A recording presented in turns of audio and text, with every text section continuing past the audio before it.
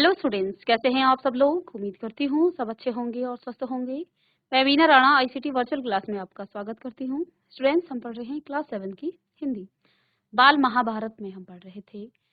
इसमें हमने आपको प्रीवियस लेक्चर में बताया कि किस प्रकार कौरवों ने 1 लाख का घर बनवाया पांडवों को मारने के लिए। एक षड्यंत्र जो है इन्होंने रचा।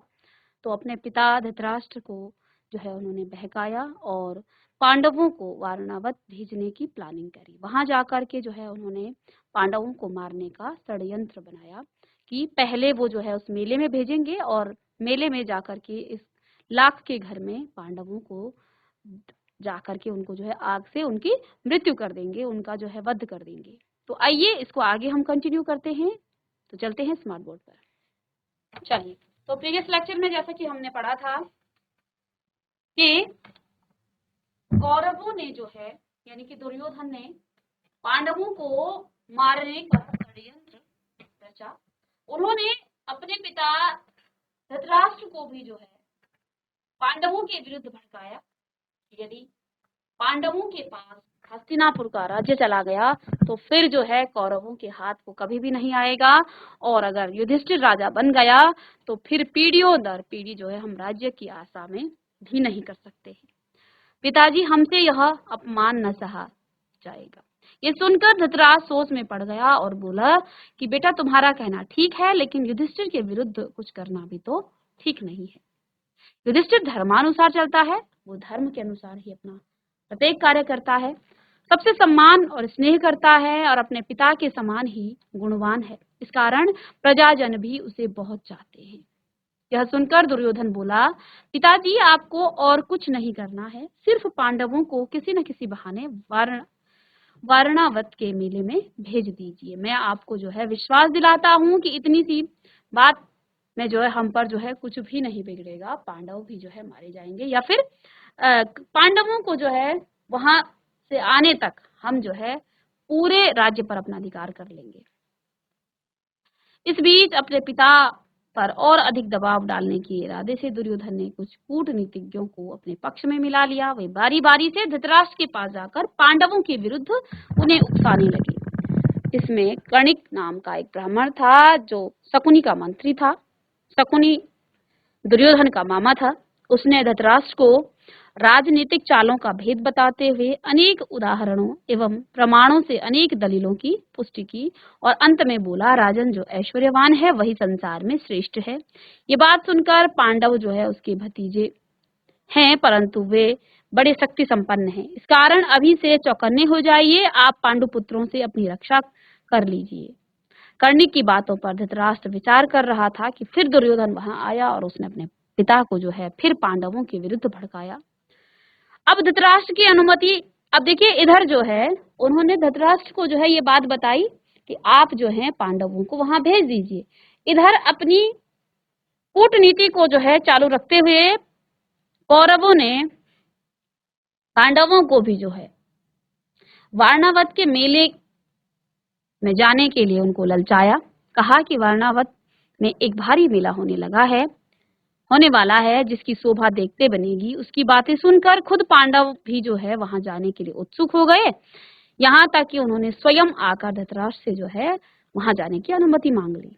धृतराष्ट्र की अनुमति पाकर पांडव बड़े खुश हुए और भीष्म आदि से विदा लेकर माता कुंती के साथ वो वारणावत के लिए रवाना हो गए।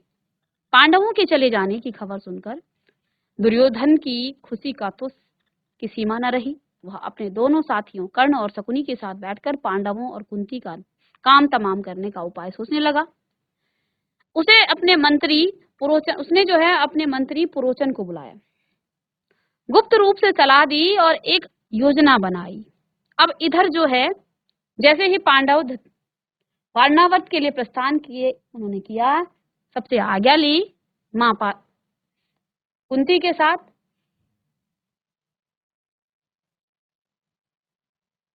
इधर दुर्योधन ने कर्ण और शकुनी के साथ बैठकर पांडवों के विरुद्ध जो है एक चाल चली अपने मंत्री पुरोचन को उसने बुलाया, गुप्त रूप से सलाह दी और एक योजना बनाई। पुरोचन ने यह सारा काम पूर्ण सफलता के साथ पूरा करने का वचन दिया और तुरंत वारणावत के लिए रवाना हो गए। एक शीघ्रगामी रथ पर बैठकर, यानी कि वो पांडवों से पहले जो है वहां पहुंच गया। पुरोचन पांडवों से बहुत पहले वारणावत जा पहुंचा। वहां जाकर उसने पांडवों के ठहरने के लिए सन, घी, मोम, तेल, लाख, चर्बी आदि जल्दी आग पकड़ने वाली चीजों की को जो है मिट्टी में मिलाकर एक सुंदर भवन बनाया। इस बीच अगर पांडव वहां जल्दी पहुंच गए तो कुछ समय उनके ठहरने के लिए एक और जगह का प्रबंध पुरोचन ने कर रखा था। तो उसने जो है इस प्रकार से चाल चली, इधर पांडवों को जो है वहां भेज दिया, लेकिन इधर से अपने मंत्री पुरोचन को जो है वहां भेजा और वो बहुत जल्दी वहां पहुंच गया। और अगर पांडव जल्दी पहुंचते तो उनकी भी व्यवस्था कर रखी थी कि अगर वो जल्दी पहुंचे तो उनको वहां पहुंचने से पहले जो है किसी और जगह जो है ठहरने की व्यवस्था कर रखी थी।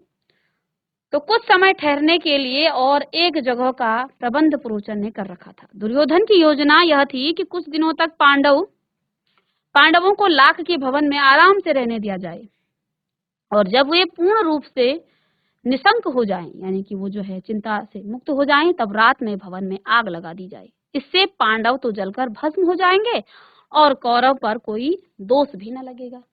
तो इस प्रकार की जो है नीति बना करके वो कहा उनको उस वारणावत के मेले में भेज डाला। आगे यहाँ पर पांडवों की किस प्रकार से रक्षा होती है इसके बारे में हम पढ़ेंगे। पांचों पांडव माता कुंती के साथ वारणावत के लिए चल पड़े। उनके हस्तिनापुर छोड़कर वारणावत जाने की खबर पाकर नगर के लोग उनके साथ ही हो लिए, यानी कि उनके साथ ही जाने लग गए। बहुत दूर जाने के बाद युधिष्ठिर का कहा मानकर नगर वासियों को लौटना पड़ा। तो अब जब ये वारणावत जा रहे थे तो जितने भी नगरवासी थे सभी जो है पांडवों के साथ जाने लगे। कुछ दूर वो गए, लेकिन युधिष्ठिर ने सबको समझाया और उनको जो है वापस भेज दिया। दुर्योधन के षड्यंत्र और उनके बचने का उपाय विदुर ने युधिष्ठिर को इस तरह गूढ़ भाषा में, एक मूक इस तरह की भाषा में उसे लिख दिया था कि जिससे दूसरे लोग समझ न सके। इधर विदुर जो है दुर्योधन की चालों को जानते थे, तो उन्होंने एक गूढ़ भाषा में जो है युधिष्ठिर को लिख करके, जिसको अन्य लोग नहीं समझ पाए थे, तो उन्होंने जो है युधिष्ठिर को सचेत कर दिया था कि जिससे दूसरे लोग समझ न सके। वारणावत के लोग पांडवों के आगमन की खबर पाकर बड़े खुश हुए और उनके वहां पहुंचने पर उन्होंने बड़े ठाठ से उनका स्वागत किया। जब तक लाख का भवन बनकर तैयार हुआ, पांडव दूसरे घरों में रहते थे। तो इस प्रकार की व्यवस्था बनी थी। जैसे ही उनके वहां जाने की बात हुई तो इधर दुर्योधन ने अपनी चाल चली। एक लाख का घर बनवाने के लिए अपने मंत्री पुरोचन को वहां पहले ही भेज दिया और जब तक वो लाख का घर नहीं बनता है तब तक कहीं और जो है उनकी इस प्रकार की व्यवस्था की हुई थी। तो वहां के लोगों ने भी पांडवों का बड़ा स्वागत किया। जब तक लाख का भवन बनकर तैयार हुआ, पांडव दूसरे घरों में रहते थे जहां पुरोचन ने पहले से ही उनके ठहरने का प्रबंध कर रखा था। लाख का भवन बनकर तैयार हो गया तो पुरोचन उन्हें उसमें ले गया और जैसे ही वो लाख का भवन तैयार हुआ तो पुरोचन जो है पांडवों को उस भवन में लेकर आ गया।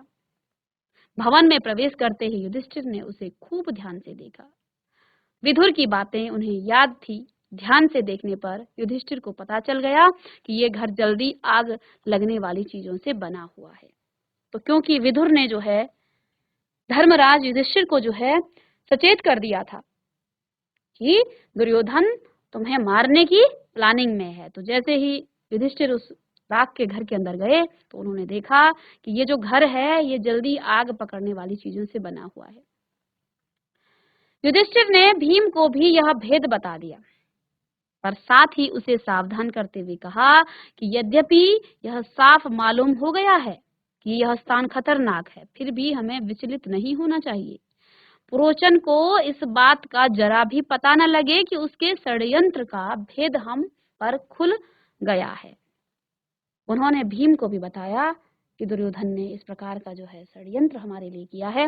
लेकिन उन्होंने फिर भीम को सावधान भी किया कि पुरोचन को जो है कानों कानों खबर नहीं होनी चाहिए कि हम उनके इस षड्यंत्र को जान चुके हैं।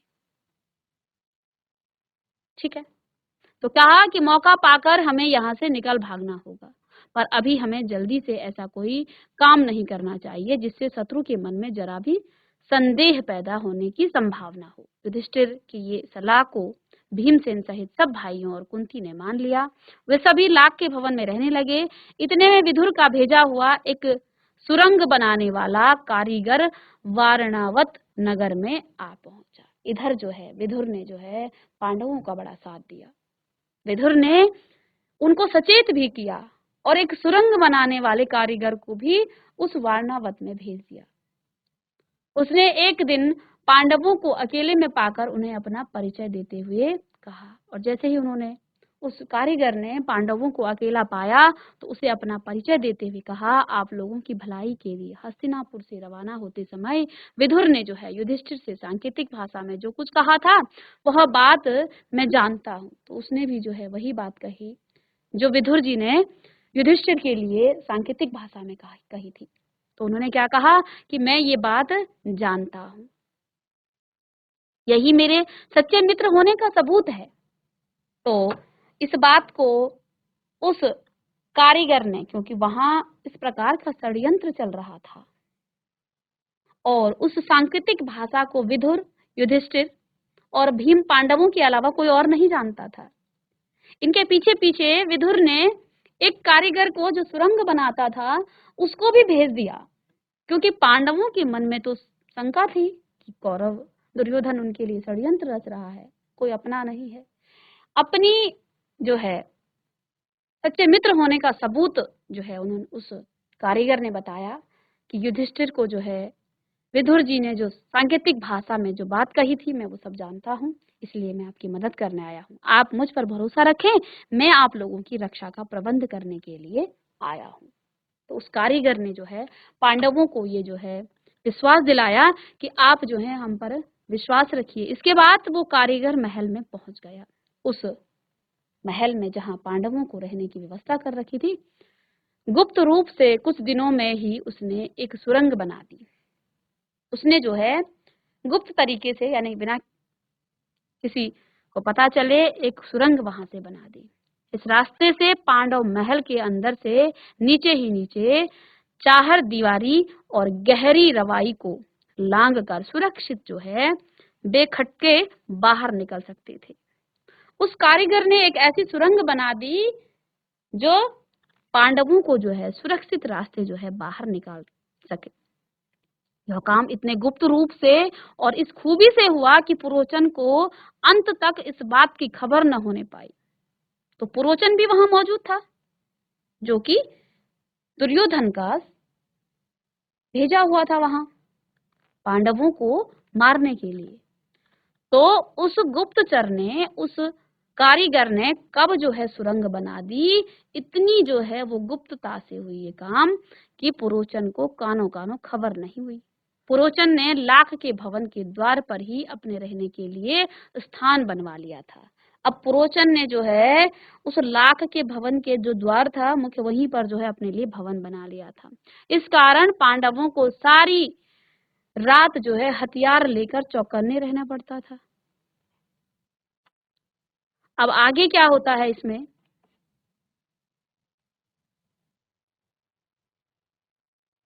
एक दिन पुरोचन ने सोचा कि अब पांडवों का काम तमाम करने का समय आ गया। अब दुर्योधन के जो प्लानिंग दुर्योधन ने बनाई थी उस अनुसार अब पुरोचन को लगा कि अब पांडवों का काम तमाम कर देना चाहिए। समझदार युधिष्ठिर उसके रंग ढंग से ताड़ गई। अब युधिष्ठिर जो है बड़े समझदार थे, तो वो उसके रंग ढंग को समझ गए कि वह क्या सोच रहा है, क्योंकि उनको भी पहले से पता था कि यहाँ ये कुछ करने वाले हैं, आग लगाने वाले हैं। युधिष्ठिर की सलाह से माता कुंती ने उसी रात को एक बड़े भोज का प्रबंध किया। नगर के सभी लोगों को भोजन करवाया गया। बड़ी धूमधाम रही, मानो कोई बड़ा उत्सव हो। खूब खा पीकर भवन के सब कर्मचारी गहरी नींद में सो गए। पुरोचन भी सो गया। आधी रात के समय भीमसेन ने भवन में कई जगह आग लगा दी और फिर पांचों भाई माता कुंती के साथ सुरंग के रास्ते अंधेरे में रास्ता टटोलते टटोलते बाहर निकल गए। अब जो है वहां पर युधिष्ठिर ने जो है एक भोज का आयोजन किया। सभी नगर वासियों को उस भोज में बुलाया तो बड़ी धूमधाम रही। सभी ने खाया पिया तो खा पी कर सब सो गए। इस बीच वहां पुरोचन भी सो गया। आधी रात को अब भीमसेन ने ही भवन पर के जो है कई जगह आग लगा दी और फिर पांचों पांडव माता कुंती के साथ जो है उस सुरंग के रास्ता टटोलते टटोलते जो है वो बाहर निकल गए।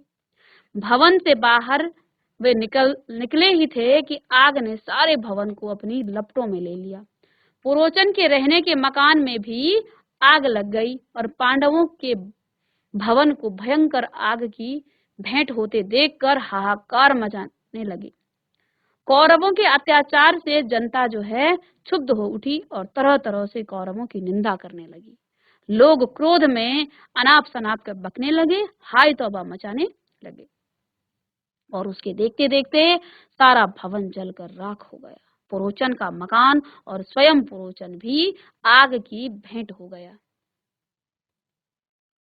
अब जिस पुरोचन ने पांडवों के लिए इस प्रकार का भवन बनवाया वो वहीं जा करके जो है उसी भवन में उसकी मृत्यु हो गई। तो जैसा कि हमने इससे पहले लेक्चर में बताया, ये कहानियां हमें मात्र कहानी नहीं सुनाती हैं। दूसरे को जलाने के लिए पुरोचन ने वहां भवन बनाया, घर बनाया, लेकिन स्वयं उस घर में वो जल गया। तो ये हमें शिक्षा देती है कि कभी दूसरों के प्रति हमें गलत भाव नहीं रखने चाहिए। गलत भावना जो है ये स्वयं के लिए हानिकारक होती है। पुरोचन ने पांडवों के लिए लाख का भवन बनाया, लेकिन उसी भवन में वो जल करके राख हो गया। अब आगे क्या हुआ? वारणावत के लोगों ने तुरंत ही हस्तिनापुर में खबर पहुंचा दी। पूरे भवन में, पूरे नगर में जो है हाहाकार मच गई। सब समझ गए कि ये जो है कौरवों का काम है और कौरवों के अत्याचार को सब समझने लगे। सबने कौरवों की निंदा की। लोग क्रोध में अनाप शनाप बकने लगे, हाय तौबा मचाने लगे और उनके देखते देखते सारा भवन जो है जल करके राख हो गया। पुरोचन का जो मकान था उसने क्योंकि वहीं पर अपना डेरा भी जमाया हुआ था, उसका भी जो है मकान देखते देखते आग की भेंट हो गया। वारणावत के लोगों ने तुरंत ही हस्तिनापुर में खबर पहुंचा दी। पांडव जिस भवन में ठहराए गए थे वह जलकर राख हो गया और भवन में कोई भी जीता नहीं बचा। तो तुरंत से ये खबर जो है वारणावत के लोगों ने हस्तिनापुर तक पहुंचा दी कि जिस भवन में पांडव ठहरे थे, रुके थे, वो जलकर राख हो गया और भवन में कोई भी अब जो है जीवित नहीं बचा। धृतराष्ट्र और उसके बेटों ने पांडवों की मृत्यु पर बड़ा शोक मनाया। वे गंगा किनारे गए और पांडवों और कुंती को जलांजलि दी। इधर जो है उनकी मृत्यु का सारे क्रियाकर्म होने लग गए। फिर सब मिलकर बड़ी जोर जोर से रोते और विलाप करते हुए घर लौटे। परंतु दार्शनिक विदुर ने शोक को मन ही में दबा लिया। विदुर इन सब बातों को जानते थे, तो वो सब समझ रहे हैं कि ये जो कौरव हैं ये किस प्रकार का ढोंग कर रहे हैं, जोर जोर से रो रहे हैं। उधर जो है स्वयं उनको मारने की साजिश बना दी। लोगों के लिए कौरवों का ये ढोंग देख करके जो विदुर जी हैं वो शोक को, अपने दुख को जो है मन ही में दबा दिया। अधिक शोक प्रदर्शन न किया। उन्होंने जो है लोगों के सामने इस तरह से शोक का प्रदर्शन न किया। इसके अलावा विदुर को यह भी पक्का विश्वास था कि पांडव लाख के भवन से बचकर निकल गए हैं। क्योंकि उन्होंने इस प्रकार का प्रबंध किया था, तो विदुर जी को ये पक्का विश्वास था कि पांडव जो हैं उस लाख के भवन से बचकर निकल गए हैं। पितामह भीष्म तो मानो शोक के सागर में थे। वे पर उनको विदुर ने धीरज बधाया और पांडवों के बचाव के लिए किए गए अपने सारे प्रबंध का हाल बताकर उन्हें चिंता मुक्त कर दिया। इधर सिर्फ चिंताग्रस्त थे तो भीष्म पितामह थे वो पांडवों से बहुत प्रेम करते थे, लेकिन इस प्रकार की कौरवों की हरकत से वो बहुत जो है गंभीर शोक में जो है वो डूब गए थे। लेकिन विदुर ने उनको धीरज बंधाया और अपने जो उन्होंने पांडवों के लिए काम किया उसकी सारी बातें अब भीष्म पितामह को बताई। इससे जो है वो चिंता मुक्त हो गए। लाख के घर को जलता हुआ छोड़कर पांचों भाई माता कुंती के साथ बच निकले और जंगल में पहुंच गए। जंगल में पहुंचने पर भीमसेन ने देखा कि रात भर जगे होने तथा चिंता और भय से जो है पीड़ित होने के कारण चारों भाई बहुत थके हुए हैं। तो अब जो है क्योंकि उस सुरंग से वो निकले थे, डरे हुए थे, थके हुए थे, तो माता कुंती की दशा तो बड़ी ही दयनीय थी। बेचारी थक कर चूर हो गई थी। सो महाबली भीम ने माता को उठाकर अपने कंधों पर बैठा लिया और नकुल और सहदेव को कमर पर ले लिया। युधिष्ठिर और अर्जुन को दोनों हाथों में पकड़ लिया और वह उस जंगली रास्ते से उन्मत्त हाथी के समान झाड़ झंखाड़ और पेड़ पौधों को इधर उधर हटाता और रौंदता हुआ तेजी से चलने लगा। अब क्योंकि भीम जो है बड़े बलशाली थे और उनमें जो है बहुत बल था, तो उन्होंने देखा कि उनके चारों भाई और उनकी माता जो है बहुत थक चुकी हैं, इसलिए उन्होंने अपनी माता को अपने कंधे पर बिठा लिया, नकुल और सहदेव को अपनी कमर पर ले लिया और युधिष्ठिर और भीम को दोनों हाथों में पकड़ लिया और जैसे जंगली रास्ते में उन्मत्त हाथी जाता है ना, उसी की समान जो है वो झाड़ झंकाड़ और पेड़ पौधों को हटाता हुआ रौंदता हुआ तेजी से चलने लगा। जब वे रात गंगा के किनारे पहुंचे तो वहां विदुर की भेजी हुई एक नाव मिली। अब विदुर जी ने पांडवों के लिए एक नाव वहां पर की व्यवस्था की थी। इस एक नाव मिली। युधिष्ठिर ने मल्हार से सांकेतिक प्रश्न करके जांच लिया कि वह मित्र है। तो जो नाव चलाने वाला था उससे सांकेतिक भाषा में उनको पता चल गया कि ये इन्हीं का मित्र है। वे लोग अगले दिन शाम होने तक चलते ही रहे ताकि किसी सुरक्षित स्थान पर पहुंच जाए। तो वो लोग जो है लगातार चलते रहे। सूरज डूब गया और रात हो चली। चारों तरफ अंधेरा छा गया। कुंती और पांडव एक तो थकावट के मारे चूर हो गए थे, ऊपर से प्यास और नींद भी उन्हें सताने लगी। चक्कर सा आने लगा। एक पग भी आगे बढ़ना असंभव हो गया। भीम के सिवाय और सब भाई वहीं जमीन पर बैठ गए। कुंती से तो बैठा भी नहीं गया। वह दीन भाव से बोली, मैं तो प्यास से मरी जा रही हूँ, अब मुझसे बिल्कुल चला नहीं जाता है। धृतराष्ट्र के बेटे चाहें तो भले ही मुझे यहाँ से उठा ले जाएं, मैं तो यहीं पड़ी रहूंगी। यह कहकर कुंती वहीं जमीन पर गिरकर बेहोश हो गई। माता और भाइयों का यह हाल देखकर क्षोभ के मारे भीमसेन का हृदय दग्ध हो उठा। वह उस भयानक जंगल में बेधड़क घुस गया और इधर उधर घूम घाम कर उसने एक जलाशय का पता लगा ही लिया। उससे पानी लाकर माता और भाइयों की प्यास बुझाई। पानी पीकर चारों भाई और माता कुंती ऐसे सोए कि उन्हें अपनी सुध बुध तक न रही। अकेला भीमसेन मन ही मन कुछ सोचता हुआ चिंतित भाव से बैठा रहा। पांचों भाई माता कुंती को लिए अनेक विघ्न बाधाओं का सामना करते और बड़ी मुसीबतें झेलते हुए उस जंगली रास्ते में आगे बढ़ते ही चले गए। कोई कभी माता को उठाकर तेज चलते तो कभी थके मांदे बैठ जाते, कभी एक दूसरे से होड़ लगाकर रास्ता पार करते। वे ब्राह्मणियों का वेश धारण धरकर एक चक्रा नगरी में जाकर एक ब्राह्मण के घर में रहने लगे। माता कुंती के साथ पांचों पांडव एक चक्रा नगरी में भिक्षा मांगकर अपना गुजारा जो है वो करके बिताने लग गए। अब जो है वहां से निकल करके जो है किसी नगर में पहुंचकर पांडव जो है वहां भिक्षा लेकर अपना गुजारा करने। भिक्षा के लिए जब पांचों भाई निकल जाते तो कुंती का भी जी बड़ा बेचैन उठता था। वह बड़ी चिंता से उनकी बाट जोहती रहती थी। उनके लौटने में जरा भी देर हो जाती तो कुंती के मन में तरह तरह की आशंकाएं उठने लग जाती। जैसे ही वो भिक्षा लेने जाते थे तो कुंती का मन जो है बड़ा चिंतित होता था। वो राह देखती थी अपनी बेटों का, क्योंकि कौरव जो है पांडवों के पीछे इस प्रकार से उनकी जान के पीछे पड़े थे। तरह तरह की आशंकाएं उठने लग जाती थी कि कहीं कौरवों ने मेरे पुत्रों का वध तो नहीं कर दिया। पांचों भाई भिक्षा में जितना भोजन लाते, कुंती उनके दो हिस्से कर देती। एक हिस्सा भीमसेन को देती और बाकी आधे में से 5 हिस्से करके चारों बेटे और खुद खा लेती। यानी कि भीम के लिए इतना खाना चाहिए था जितना वो 5 लोग खाते थे। अब देखिए, इस पर भी भीमसेन की भूख नहीं मिटती। इसके बावजूद भी इस पर भी भीमसेन की भी भूख जो है नहीं मिटती थी। हमेशा ही भूखा रहने के कारण वह दिन भर दुबला दुबला दिन पर दिन जो है दुबला होने लग गया। भीमसेन का यह हाल देखकर कुंती और युधिष्ठिर बड़े चिंतित रहने लगे। थोड़ी से भोजन से पेट न भरता था, तो भीमसेन ने एक कुम्हार से दोस्ती कर ली।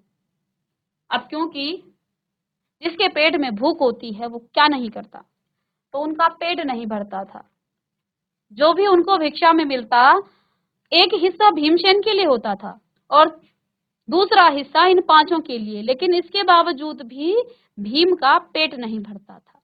माँ बड़ी चिंतित थी कि बेटा जो है दिन प्रतिदिन कमजोर होता जा रहा है, दुबला होता जा रहा है।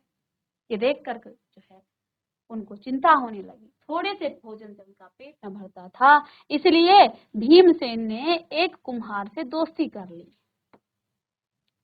उसने मिट्टी आदि खोदने में मदद करके उसको खुश कर दिया। अब भीम ने भी जो है अपना पेट भरने के लिए एक कुम्हार के साथ दोस्ती कर ली, मिट्टी खोदने में उसकी मदद की। कुम्हार भीम से बड़ा खुश हुआ और एक बड़ी भारी जो है हांडी बनाकर उसको दे दी। भीम उसी हांडी को लेकर भिक्षा के लिए निकलने लगा। तो अब जो है भीम भी उस बड़ी सी हांडी को लेकर भिक्षा के लिए निकलने लगे। हांडी को लेकर लगा। उसका विशाल शरीर और उसकी वह विलक्षण हांडी देखकर बच्चे तो हंसते हंसते लोटपोट हो जाते थे। ठीक है। एक दिन चारों भाई भिक्षा के लिए गए। अकेला भीमसेन ही माता कुंती के साथ घर पर रहा। इतने में ब्राह्मण के घर के भीतर से बिलख बिलख कर रोने की आवाज आई। अंदर जाकर देखा तो ब्राह्मण और उसकी पत्नी आंखों में आंसू भरे सिसकियां लेते हुए एक दूसरे से बातें कर रहे हैं। अब क्या हुआ? ब्राह्मण बड़े दुखी हृदय से अपनी पत्नी से कह रहा था, कितनी ही बार मैंने तुम्हें समझाया कि इस अंधेरी नगरी को छोड़कर कहीं और चले जाएं, पर तुम नहीं माने। यही हट करती रही कि यह मेरे बाप दादा का गांव है, यही रहूंगी। बोलो बोलो, अब क्या कहती हो? अपनी बेटी की भी बलि कैसे चढ़ा दूं और पुत्र को कैसे काल कवलित होने दूं? यदि मैं शरीर त्यागता हूं तो फिर इन अनाथ बच्चों को का जो है भरण पोषण कौन करेगा? हाय, मैं अब क्या करूं? और कुछ करने से तो अच्छा उपाय यह है कि सभी एक साथ मौत को गले लगा दें। इस प्रकार की बातें वो ब्राह्मण और ब्राह्मणी कर रहे थे। यही अच्छा होगा। कहते कहते ब्राह्मण जो है सिसक सिसक कर रो रहा था। ब्राह्मण की पत्नी जो है रोती रोती बोली, प्राणनाथ, मुझे मरने का कोई दुख नहीं है। मेरी मृत्यु के बाद आप चाहें तो दूसरी पत्नी ला सकते हैं। अब मुझे प्रसन्नता पूर्वक आज्ञा दें ताकि मैं राक्षस का भोजन बनूं। पत्नी की ये व्यथा भरी बातें सुनकर ब्राह्मण से न रहा गया। वह बोला, प्रिय, मुझसे बड़ा दुरात्मा और पापी कौन होगा? तुम्हें जो तुम्हें राक्षस की बलि चढ़ा दे और खुद जीवित रहे। माता पिता को इस तरह बातें करते देख ब्राह्मण की बेटी से न रहा गया। अब माता पिता इस प्रकार की, यानी कि एक राक्षस को जो है बलि चढ़ानी है, वो भी मानव बलि। दोनों ही पति पत्नी जो है इस प्रकार की बातें कर रहे हैं। कोई कहता है मुझे जो है बलि चढ़ने दो, पत्नी कहती है मुझे, तो पति कहता है मुझे। अब माता पिता की इस तरह की बातें करते हुए देखकर ब्राह्मण की जो बेटी थी उससे भी न रहा गया। उसने करुण स्वर में कहा, पिताजी, अच्छा तो यह है कि राक्षस के पास आप मुझे भेज दें। सबको इस तरह रोते देखकर ब्राह्मण का नन्हा सा बालक पास में पड़ी हुई सूखी लकड़ी हाथ में लेकर घुमाता हुआ बोला, उस राक्षस को तो मैं ही इस लकड़ी से इस तरह जोर से मार डालूं। तो एक छोटा सा बालक था उनका, तो वो जो है उन सबको रोता हुआ क्या कहता है कि उस राक्षस तो मैं को जो है मैं इस लकड़ी से मारूंगा। कुंती खड़ी खड़ी ये सब देख रही थी। अपनी बात कहने का उसने ठीक मौका देखा। वह बोली, हे ब्राह्मण, क्या आप कृपा करके मुझे बता सकते हैं कि आप लोगों के इस असमय असमय दुख का कारण क्या है? ब्राह्मण ने कहा, देवी सुनिए, इस नगरी के समीप एक गुफा है जिसमें बक नामक एक बड़ा अत्याचारी राक्षस है। राक्षस का नाम है बक। पिछले 13 वर्ष से इस नगरी के लोगों पर वह बड़े जुल्म उठा रहा है। इस देश का राजा जो तैत्रकीय नाम के महल में रहता है, इतना निकम्मा है कि प्रजा के महल में रहता है, इतना निकम्मा है कि प्रजा को राक्षस के अत्याचारों से बचा नहीं रहा है। इससे घबराकर नगर के लोगों ने मिलकर उससे बड़ी अनुनय विनय की कि कोई न कोई नियम बना ले। बकासुर ने लोगों की यह बात मान ली और तब से इस समझौते के अनुसार यह नियम बना हुआ है कि लोग बारी बारी से एक एक आदमी और खाने की चीजें हर सप्ताह उसे पहुंचा दिया करते हैं। इस सप्ताह में उस राक्षस के खाने के लिए आदमी और भोजन भेजने की जो हमारी बारी है, अब तो अब तो मैंने यही सोचा है कि सबको साथ लेकर ही राक्षस के पास चला जाऊंगा। आपने पूछा तो आपको बता दिया।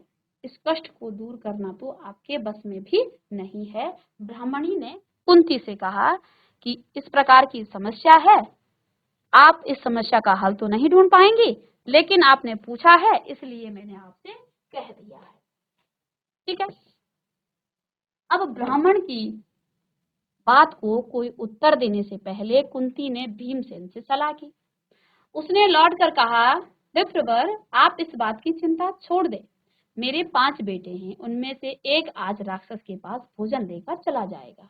तो कुंती ने जो है पहले भीम से इस बात की चर्चा की, तो अब ब्राह्मण देव से क्या कहें, कहा कि आप इस बात को छोड़ दें।